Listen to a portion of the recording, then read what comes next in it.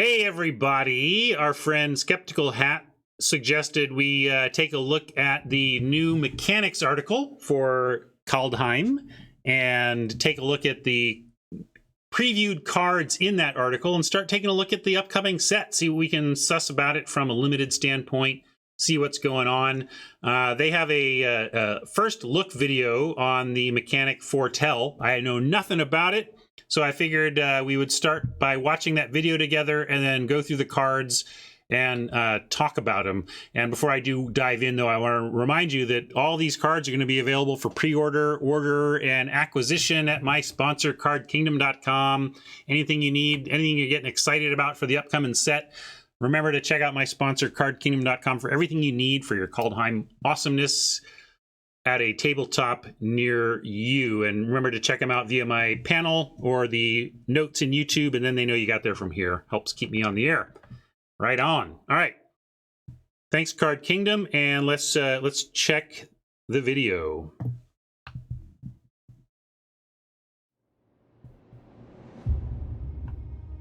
One world, 10 realms, might and splendor unlike any you've encountered. But maybe, just maybe, you saw it coming the whole time. Foretell is our focus on this edition of First Look, Kaldheim. As has been prophesized, a new keyword, foretell, is ready to make its debut. Prepare to behold it. In fact, prepare to behold everything. Foretell lets you cast spells for an alternative cost and throws a little mystery into the mix. Here's how it works. Anytime during your turn, you can pay 2 and exile a card with Foretell from your hand face down. Then, on a future turn, you can cast the spell from exile by paying its Foretell cost rather than its mana cost. Foretelling a card might get you some mana savings or let you spread the cost across turns. There are certain to be other rewards for foretelling cards. And don't underestimate the importance of keeping your opponents guessing. What awaits them? Is it a devastating removal spell? A feathered friend?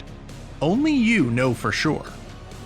Although you can foretell a card only during your turn, casting it follows the timing rules of the card.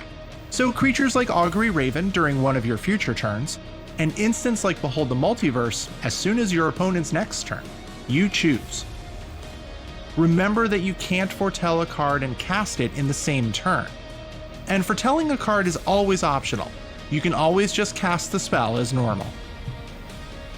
Kaldheim goes on sale for tabletop players on February 5th. Check out your local retailer or game store for more information. Kaldheim launches on Arena on January 28th with a sealed event, 8-player drafting, and the hottest new standard decks. Download the game for PC or Mac, and when you do, use the code PLAYKALDHEIM, no spaces, PLAYKALDHEIM, to get 3 Kaldheim booster packs. The 10 realms await. All right. Cool. Let me hop here for a second and then bring up the window again. Oh, I closed the window. I need to go with that link again. I watched the video and then closed my window that had the article I wanted to see. Where did that go? Back to it. All right. Interesting. I got thoughts. I usually do.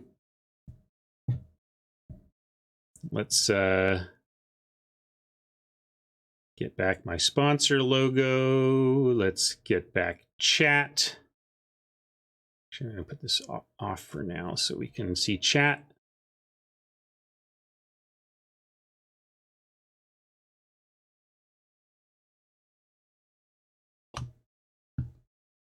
And let's get me.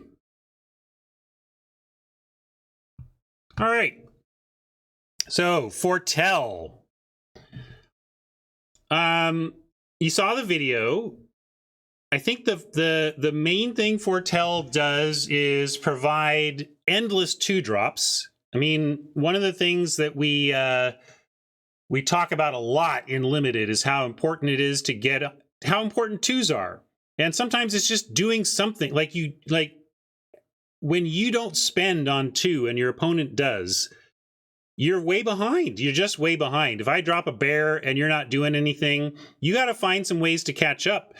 And if it's a long, grindy format, maybe 2 drops don't matter as much. You know, there have been formats where you didn't really need 2s, like M14 is your classic slow format where 2s were not the priority that they can be elsewhere.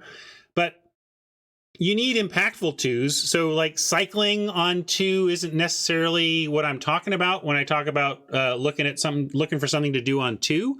I want something impactful to do on 2. And so often, you know, we've seen cycling around as a way to like, well, here's something you can do on 2, but I'm never happy with that play.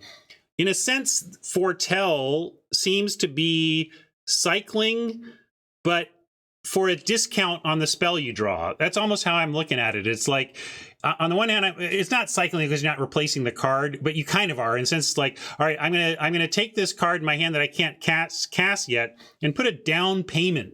Yeah, it's like suspend. It's like half suspend. And the real benefit, and I think the real glue for this mechanic and what it's going to do for limited is ensure that we have valuable things to do on turn 2, even if it's just paying down what we intend to do on turn 5 or something. We talk about installment plan a lot in various mechanics. There's a lot of mechanics are inherently installment plan based when it's about casting a permanent and then doing something else later with that permanent. So for example, a good example of installment plan cards that we've seen recently, we're in the Kaldheim Remastered. In Kaldheim Remastered, we had those puzzle knots, right? And the puzzle knots, you pay some amount of mana for an artifact. It enters the battlefield and does a thing. And then you pay some additional amount of mana and sacrifice it, and it does that thing again. And so, for example, there was a red one that for 2 mana, or like for 2 mana and then for 3 mana, you would deal 1 point of damage each time. So you go 1 point and then another point. And the point is you would look at that and say, oh, so for 5 mana, I have a shock, right? For 5 mana, I can do the equivalent of 2 damage to something, but I can also split it up and do 1 here and 1 there. Now, this doesn't allow you to split it up like that. You can't say, I'm going to take that shock and split it up. But it is saying you get to do the installment plan, which generally means that like you're willing to pay a little more for stuff on the installment plan because of how flexible it is. And by installment plan, of course, I mean that you're paying for it over a couple of turns instead of on 1 turn. And generally that flexibility. So even let's take Behold the Multiverse here, you know, 4 mana, instant, scry 2, draw 2, pretty simple. We would pay 4 for that. And that's pretty fair. I mean, we kind of want 3 to draw 3 mana to draw 2 cards in Magic, but we get a scry 2 here, so that's pretty cool. But the ability to chop that up is so valuable because let's say you're, we talk about how divination, the 2 mana and a blue, 2 and a blue to draw 2, is better generally than 3 blue draw 3. Because 3 blue draw 3 doesn't help fix your mana if you're stuck on 3 mana, right? So we've always loved divination effects over more expensive draw more, because cheaper draw fewer gives you more of a chance to use that to help you in a tough mana situation. So now let's take that philosophy to Behold the Multiverse, where divination was allowing you to maybe keep 3 landers or keep 2 landers, knowing that you just need a third and then you can divinate to your 4th land. In Behold the Multiverse, you get to say, wow, okay, I have my 2 lands. My worst case scenario is that I foretell Behold on turn 2.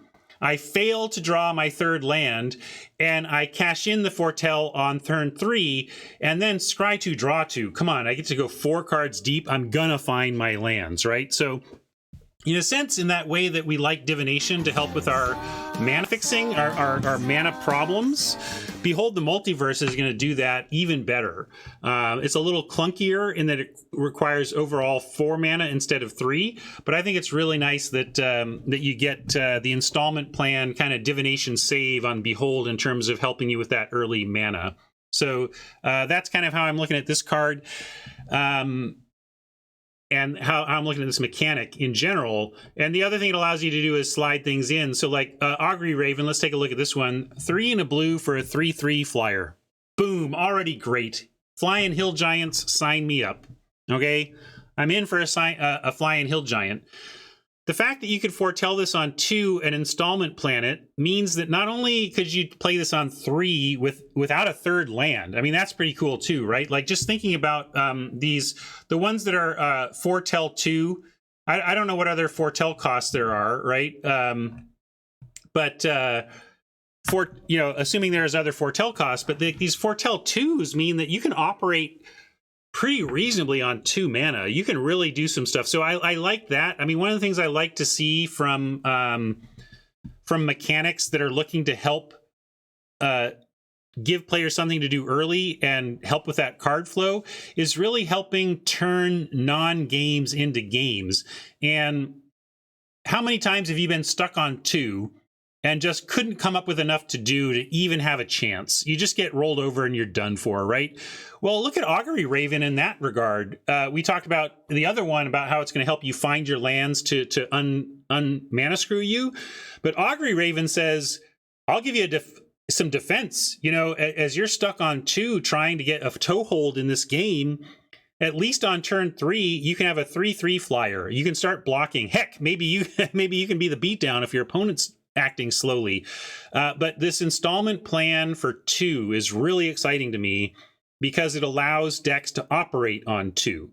And when you can give Magic decks the tools to operate successfully on 2 mana, casting power level at 4-ish mana plus, you really give decks a chance to fight through some bad mana luck early in a game. So this mechanic looks great to me. I think we're gonna love it, and it's a little samey. You know, it's a little uncanny valley with a lot of the cycling. There's a lot of these 2 mana value type mechanics, but that's because Magic needs them. That's because turn 2 is the most important turn in Magic, I think, especially in limited Magic, in terms of that.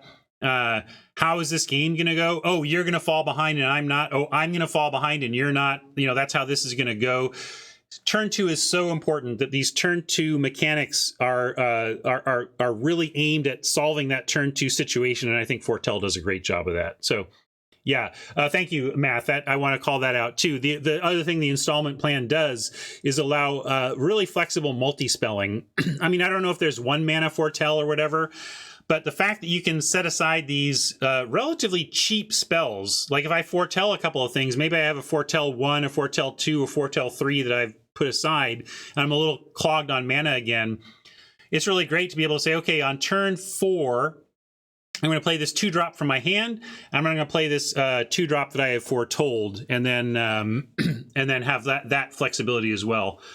The one I do want to call out one thing that I think is like not a feature that they tried to sell as a feature there in that video, and that's this this notion of what is it? It could be anything, even a boat.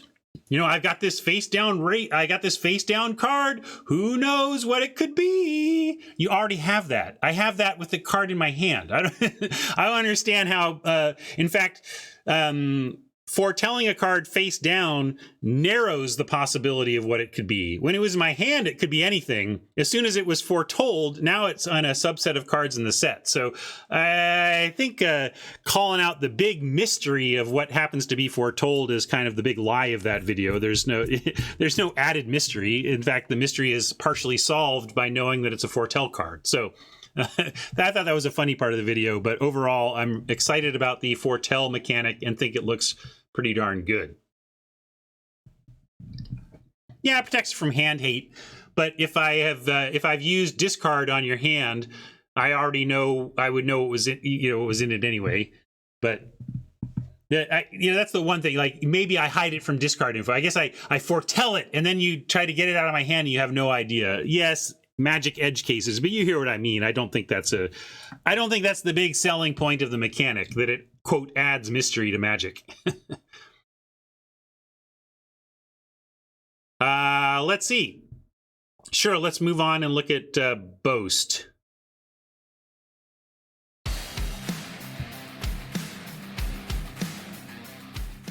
Kaldheim is without a doubt the single greatest world we have ever visited, and I am here to show you, without a doubt, the single greatest ability anyone has ever played with.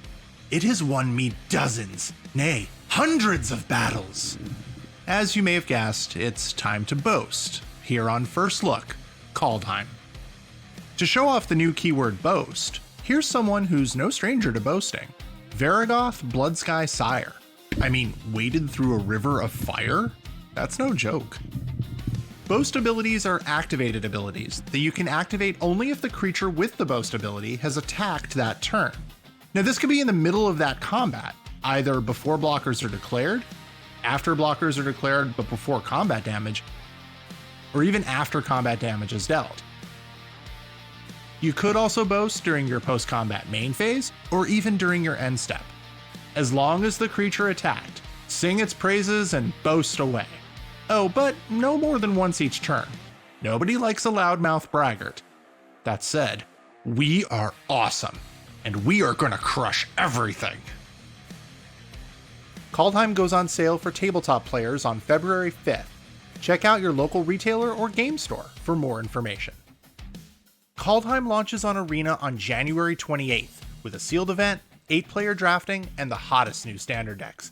Download the game for PC or Mac, and when you do, use the code PLAYKALDHEIM, no spaces, PLAYKALDHEIM, to get 3 Kaldheim booster packs. The 10 realms await.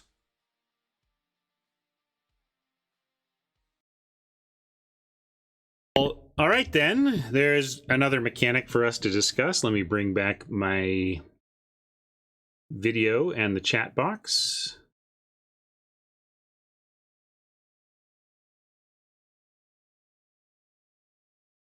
I'll try.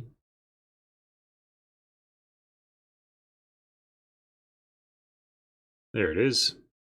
Hello.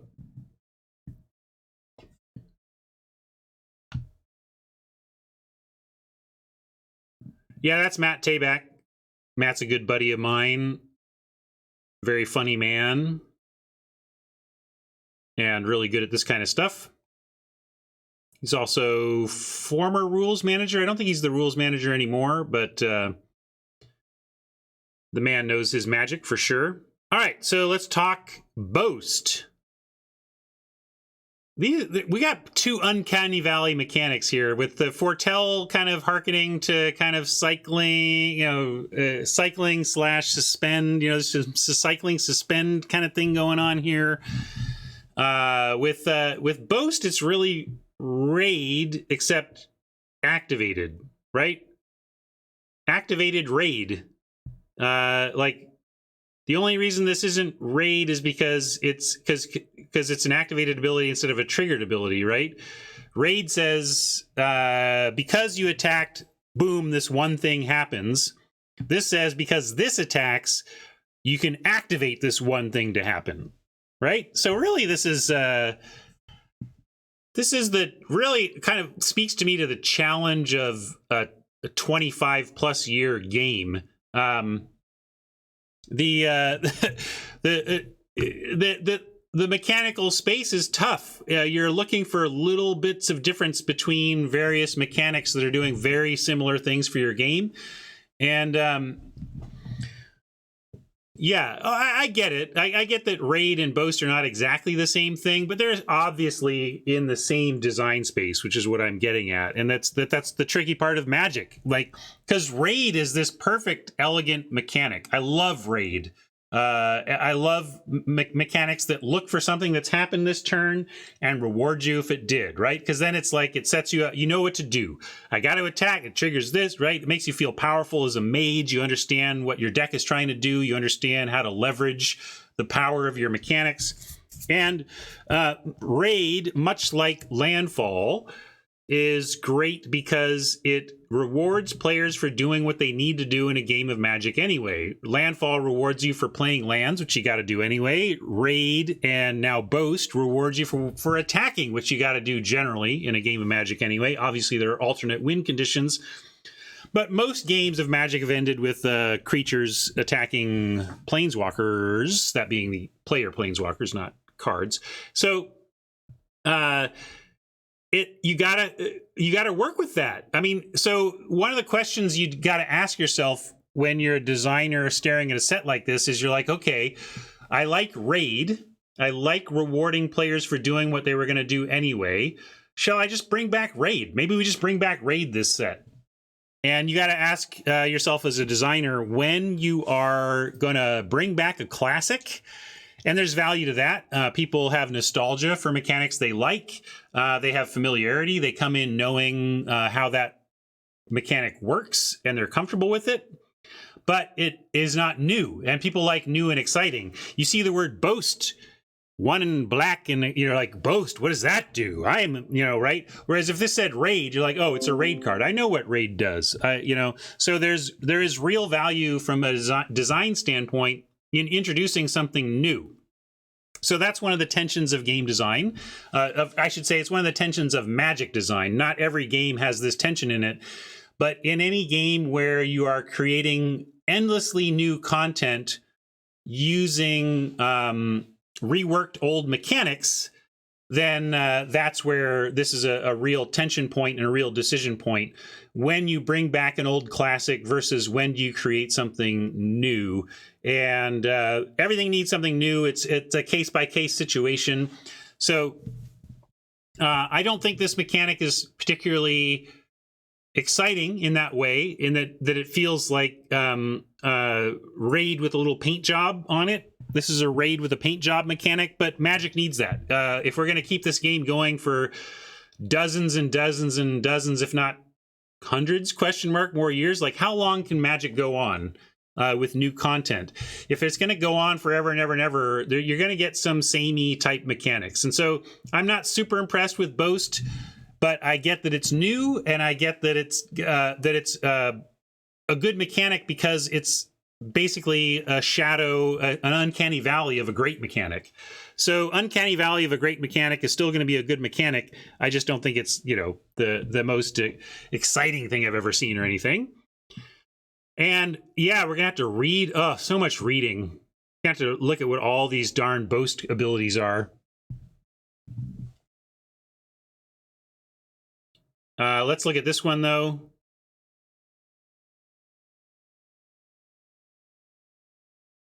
Yeah, this is nice. The fact that it's repeated, so to look at this rare specifically, we got 2 and a black for a 2/3, and it has Death Touch, and it says, Boast, 1 and a black, target player searches their library for a card, then shuffles their library and puts that card on top of it. This is the type of thing that if you get to do... you can use the ability to set up the ability to continue to use the ability, if that makes sense. I mean, I don't know what tools they're going to have for this and how many you can chain together, but if you chain together stuff that allows you to keep attacking with it, you get to keep that train going. But really, I think you're probably just going to go get your best creature or your bomb or whatever and get it. And if you happen to get a couple of activation, a couple of attacks, great. But the Death Touch is super nice because it says basically you can trade it for something, right? If this didn't have Death Touch, you would sometimes be sending this in to its doom to put a card on top of your library. It's not even drawing a card. But at least with the Death Touch, it seems like the floor is, assuming they don't have First Strike or something, trade off with something across the way and get the best card in your deck for 3 mana plus a 2 mana installment payment. That seems really good as a floor for this card. So seems pretty darn good, but it's got a rare symbol, so I would expect that. Hey, we know what modal double-faced cards are, but since I'm doing this whole walkthrough, let's watch this video too.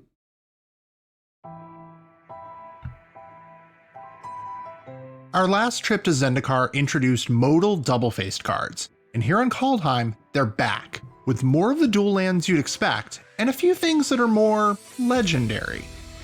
This is First Look, Kaldheim. A modal double-faced card has no card back and 2 faces. This gives you some flexibility.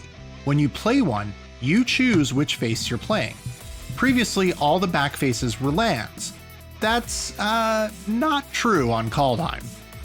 Most modal double-faced cards in Kaldheim represent the Pantheon and their weapons of choice. So tell me, What does your situation call for? Have you need of a weapon? Or could you use the favor of a god?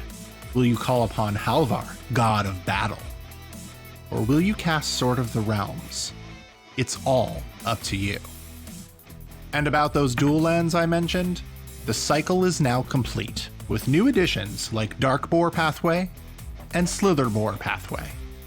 If you put a modal double-faced card onto the battlefield without playing it or casting it, it enters with its front face up. If you cast a modal double-faced card as a spell, you choose which face is up. Same thing when you play one of the land faces. And choose wisely. Unlike double-faced cards of years past, these cards don't transform once they're on the battlefield. Kaldheim goes on sale for tabletop players on February 5th. Check out your local retailer or game store for more information. Kaldheim launches on Arena on January 28th with a sealed event, 8-player drafting, and the hottest new standard decks. Download the game for PC or Mac, and when you do, use the code PLAYKALDHEIM, no spaces, PLAYKALDHEIM, to get 3 Kaldheim booster packs. The 10 realms await. All right. So we knew modal double-faced cards were going to be returning because, and now we can't call them splans because they don't have lands on one side consistently. We knew they were going to be returning because we knew they needed to complete that cycle of lands. My question is, does Wizards and does R&D consider modal double-faced cards to be a new evergreen approach to the game, or is this a two-set introduction of a mechanic that's now going to disappear for a long time?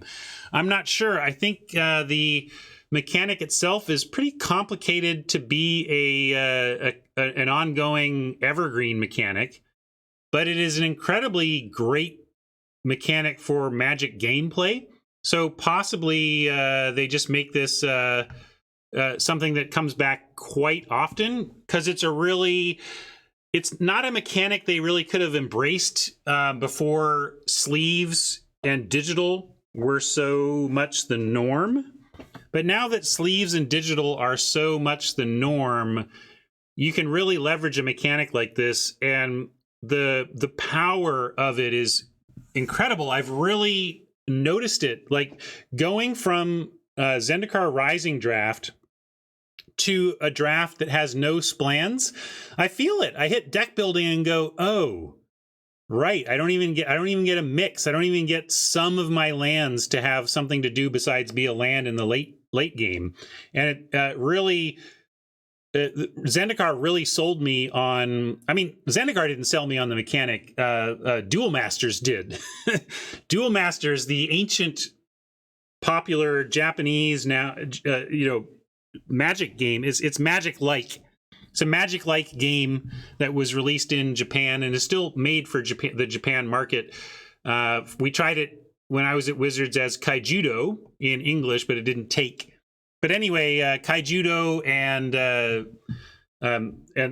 Duel Masters are the Wizards of the Coast based games that first used this land on one side, spell on the other side style mechanic. It's just a fundamental rule in Duel Masters that all cards have that ability. But it really makes a huge difference in deck building and a huge difference in that feel. Like I've talked about this before from a design perspective. One of the things that Magic really needs to do, and it's funny because I was talking about what Magic needs to do in the early game. In the early game, Magic needs to give you tools to turn non-games into games by letting you solve variance issues. Okay, so tools to solve early variance issues allow you to turn non-games into games. But then the flip side, almost the inverse problem is how do you make the late game not be draw, play my land, go.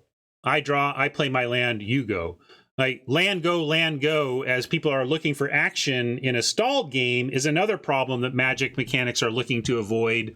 And it's really what the beauty of the spell lands, specifically spell lands, it is beautiful because it allows you to have that option of turning non-games into games and on the flip side, giving you that thing to do early. So I love the splans specifically because of how they give you mana problem solutions and also spell problem solutions.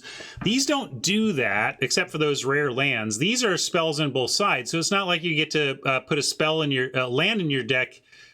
Sorry, it's not like you get to put this in your deck instead of a land, which is a huge difference. In effect, this is a big, fancy way to present a lot of options of a single Magic card. I mean, it would be really clunky, but you could, assuming you could use text type that was as small as you wanted it to be and do whatever graphic design you wanted on the layout, you could execute this card as a single-sided thing. I mean, just go look at something like Kamigawa block that had a lot of flip cards that had cards on, you know, upside down. Yeah, so it's like it, or yeah, the split cards, the invasion. You know, looking at two cards on a side, right?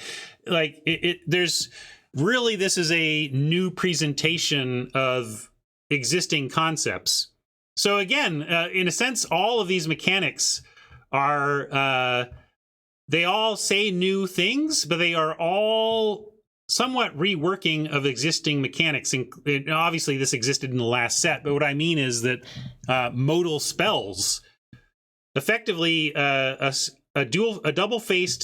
modal double-faced card that doesn't have a land on one side is really just a fancy way of making a modal spell. And Magic has done that many, many times. So this is like the coolest, cleanest, most evocative way to do it.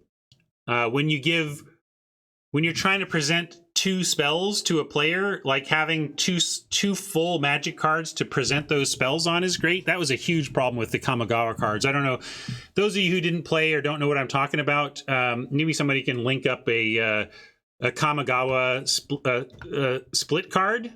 Flip card, because those Kamigawa flip cards were inscrutable. They were so tough to look at and so tough to play.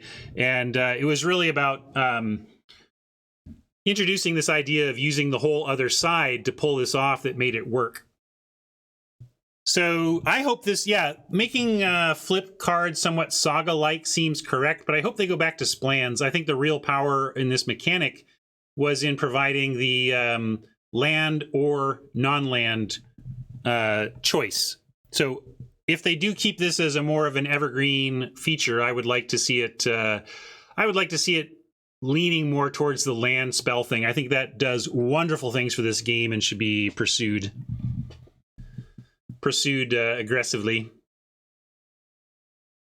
Well, this one line of text, equipped creature gets +2/+0 and has a vigilance, is not mythic, but when the creature dies, returning to its hand and having a very powerful creature on the other side is what makes it mythic.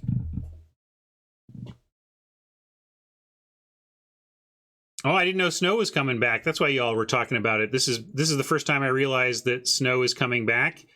And I think they're bringing back Snow. I think snow-covered basics is one of Magic's all-time worst mechanics. But given that it exists, go ahead and bring it back. So why do I think this is one of the all-time worst mechanics? Anybody get it? Why is snow-covered basic such a bad mechanic?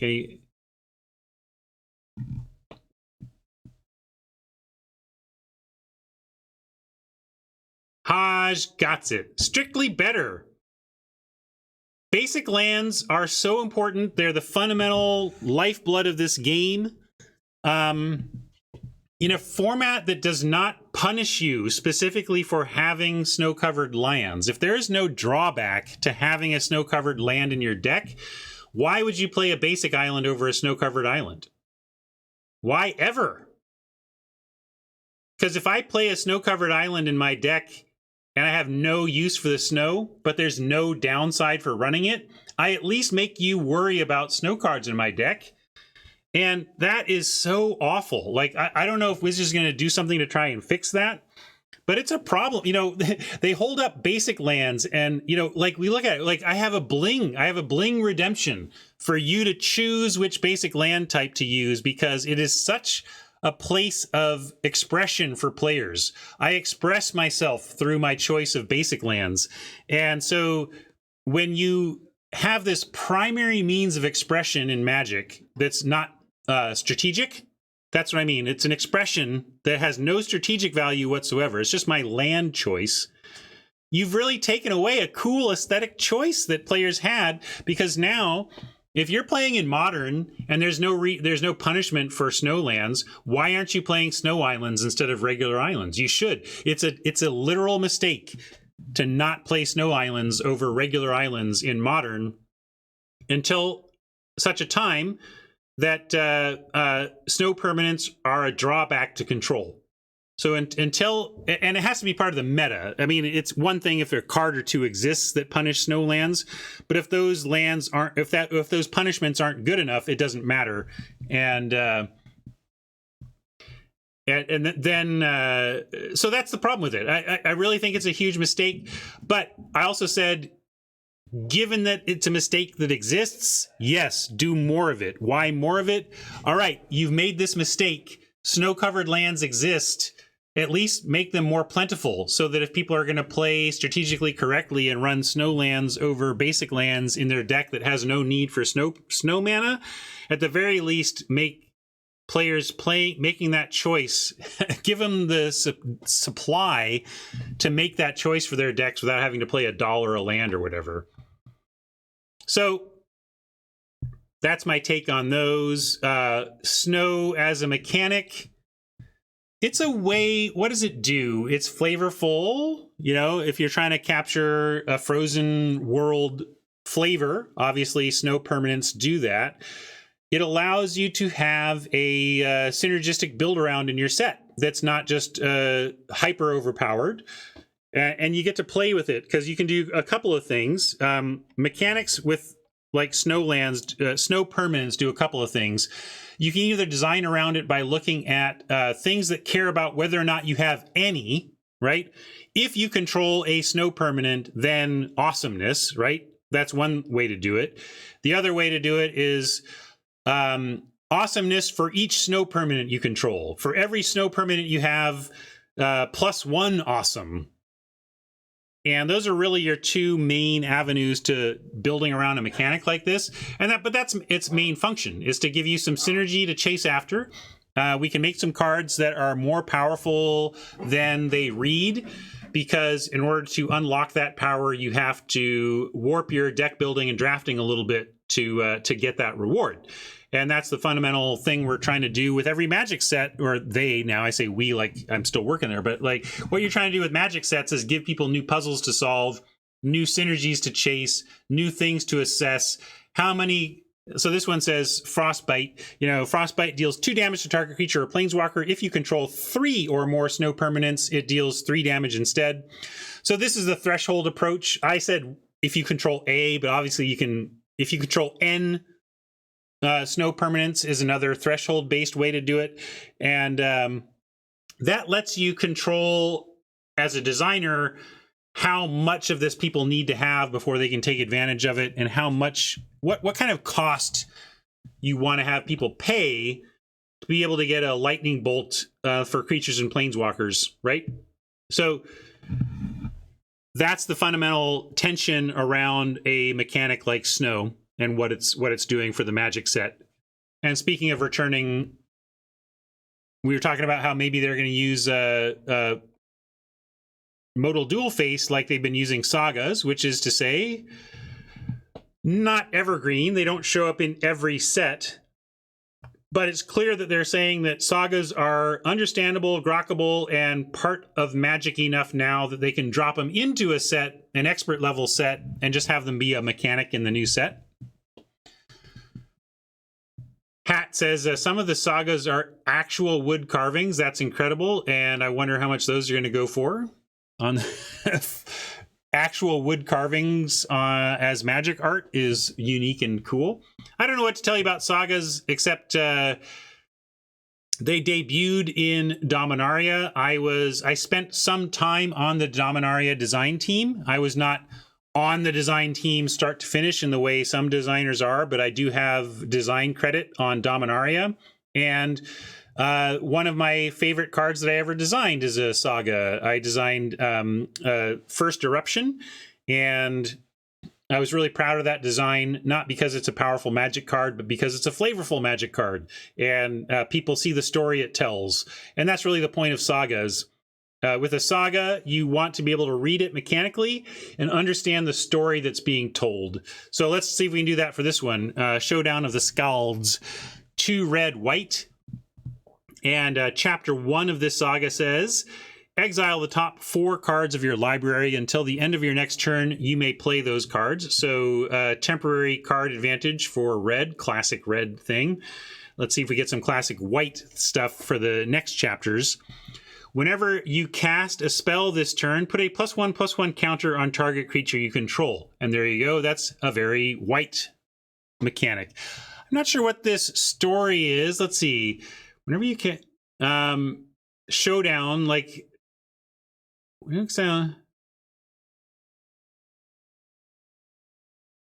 I guess the story it's telling is of 2 powerful creatures meeting, and it's all happening right now, and it's a big battle where they're doing stuff and getting bigger and fighting. I don't know. As far as storytelling goes, this isn't the best saga I've ever seen. But that's what is fun about them, is that you can try and tell stories with them. Talked about Changeling in a fairly long AMA before. I'll try to put that up on YouTube as well, so you can go find that, and maybe I'll link it. But I'll say Changeling is basically, it's been a tribal glue card for the sets it's been in, and generally what it's introduced for is to make tribal stuff work without by having cards that bridge gaps. So if it says Kaldheim is home to elves, dwarves, humans, and giants, and a changeling is an elf, a dwarf, a human, and a giant. So generally the role of changelings, since they're all creature types, is to be a works in any tribal matters deck. So if there's going to be a lot of tribal matters here, changeling is glue for tribal mechanics. Like we had a couple of cards like Pack Beast. Like consider what Pack Beast did for party mechanics in Zendikar. Effectively, what Pack Beast did for party is what Changeling is going to do for elves, dwarves, humans, and giants. It's just a card you can pick up and is going to be a +1 on your important tribe without even having to work for it. All right, we made it to the bottom of the mechanics article for Kaldheim, and we got to check out some cool cards and think about what this is going to mean a little bit. Hopefully you all enjoyed that. I'm going to remind you again that you can pick up these cards and all the other stuff coming down the pipe in Kaldheim if you check out my sponsor, cardkingdom.com. Card Kingdom is going to have everything related to this set you could possibly want for pre-order. Sometimes they do sell out of pre-order stuff, though, because a card turns out to be more popular than even they expected, and when they plan for how many copies they expect to have, they're just sold out. They're pre-sold out. So be sure to, if you see something you really want, you're going to want to hit Card Kingdom or some other place that takes pre-orders and make sure you get that waiting for you on day 1 of availability. All right? Coolio. Bye, YouTube. Thanks for hanging for that.